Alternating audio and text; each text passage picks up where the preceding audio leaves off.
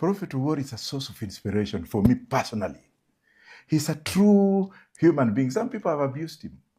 This is my opinion, and let me put a footnote. Yes. On the side of academic, Prophet War has broken a record. He got his degree in molecular science. He did his master's in the University of Tel Aviv, where he excelled. He did his PhD in molecular science. He discovered a drug that cures cancer from broccoli. That broccoli is some kind of cabbage that people eat.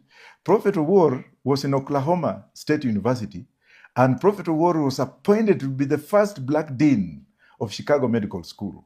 That man, you see. I read Prophet War. I admire his resilience. If you see his writings, religious writings, then you can just say, wow, I wish I was this man. Don't look at his outside appearance. But because of his genuinity, with the monies he gets from the federal government, royalties from the books he wrote, he still came back, went to the streets, sat down, and started preaching from the street. Yet the whole world is looking for Prophet War. Prophet War is not just some kind of human being that you can go and equate to. Why was he appointed to be a dean of a med school in America? Just like what I've done recently. I've also broken We'll come record. to that, Prof. We'll come to that. But before we come to that, tell me, is the case of a prophet war the case of a prophecy in the Bible that Nabii ana heshima kwao? Yes, just like some of us don't have. But do we really care? We don't.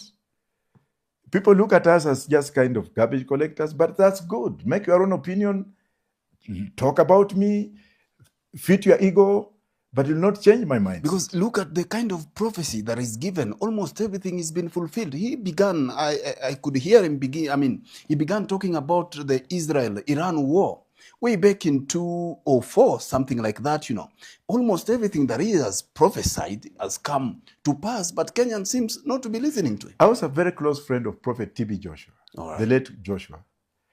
I can profess that by even taking, I took the former Mungiki leader to the synagogue in Nigeria, the former Mungiki leader and Kenyans.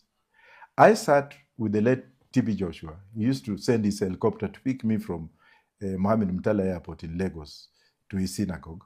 And one thing he told me, he said, my spirit may come in Kenya, but the spirit of war is more powerful.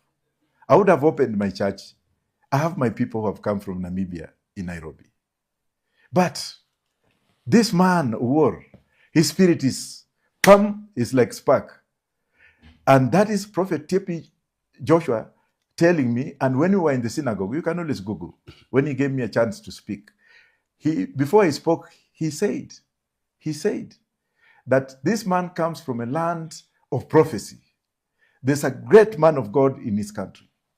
This man, Prophet of War, is a man that was even revered and respected by the likes of T.B. Joshua.